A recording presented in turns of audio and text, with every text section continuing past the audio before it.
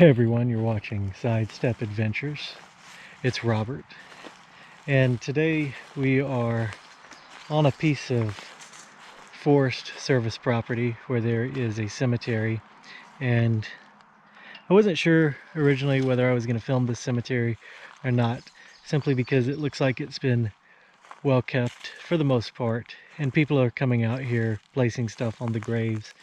And you know, at Sidestep Adventures we generally look for the lost cemeteries, but I did see one grave that I found especially fascinating, the one you probably saw at the beginning of the video, an unknown slave. And so after that I decided I would film this cemetery. And so first of all, standing in here, obviously we've got several marked graves, but all throughout here there are just graves that are marked with only field stones. You can see one there and there. That's probably the entirety of a grave right there. There's another field stone marker in here, and it goes on and on. Now, I wonder if these are slaves buried out here or more members of this family. It's hard to say, not knowing the history of this place. But we'll go ahead and start right here. This is the grave of Thomas Green, Corporal, Confederate States Army, born September 21st, 1848, and died May 13th, 1913.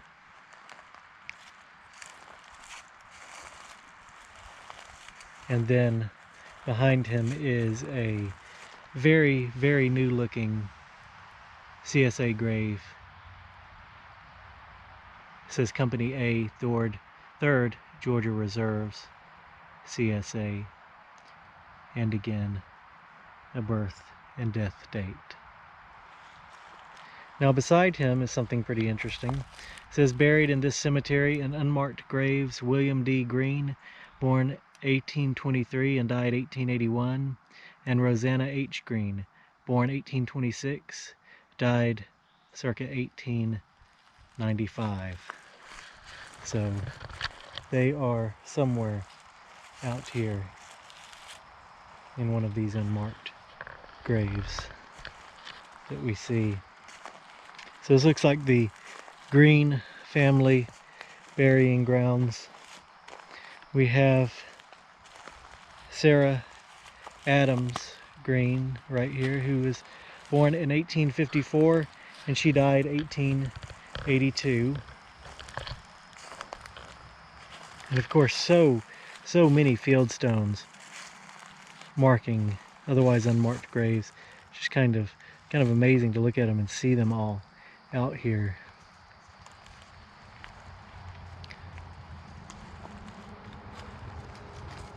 This is a pretty marker here. You see Heaven's Gates opening up.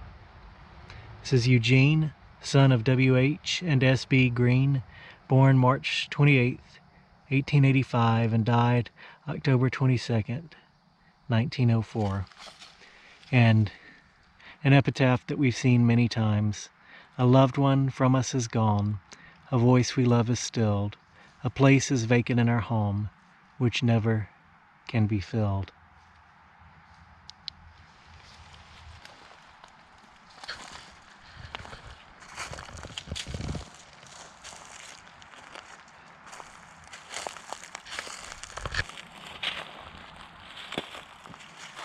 Something I often forget to do is look at these fieldstone markers and make sure that nothing has been carved into them, because that,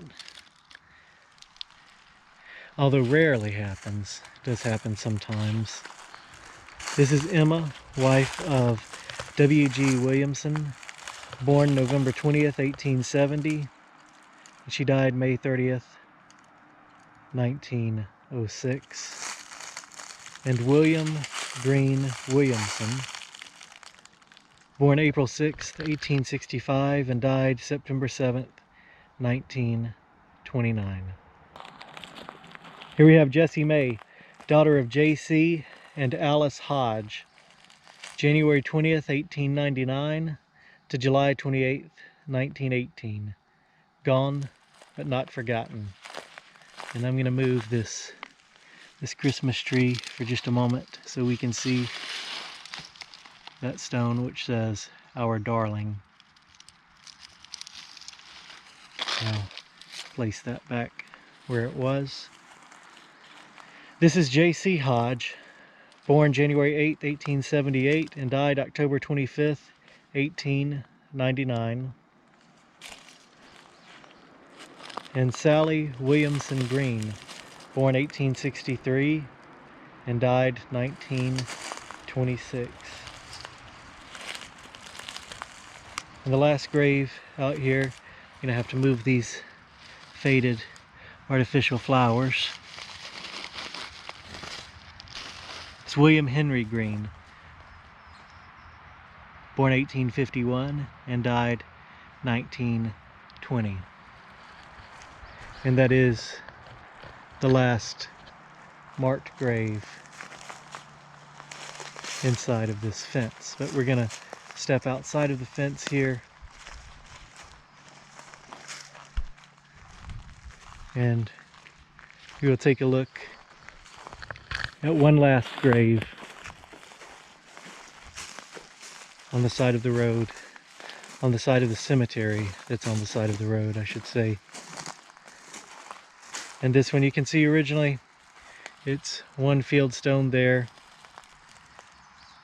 and one field stone there. And a newer headstone marks this as unknown slave graves. So I thought that was very interesting. And it says graves, plural, so I don't know if this was like some kind of mass grave or not, because it looks like just one grave, although it does look pretty long, but you can see an indentation that goes from there all the way down. But it's a pretty long grave. Now in cemeteries, in slave cemeteries that we've often seen, they're only marked with field stone, and they're usually kind of scattered out, you know, quite large, not usually just one grave. So again, that leads me to wonder whether it might be a mixture of the family and slaves out in that cemetery, since there's so many fieldstone markers out there too that are similar to the unknown slave grave. But I thought that was pretty interesting evidence that there was a plantation here in these woods that I would usually say these quiet woods, but you can hear the roaring of the highway just on the other side of this dirt road. And on the other side of those woods there's a highway. You can hear the cars passing by. Other than that, these are now quiet and stilled woods holding quite a bit of history, as is evidenced from these graves. Alright, I hope you guys enjoyed the video today. I think this is pretty interesting. Don't forget to like, share, and subscribe, and I'll see you guys on the next video.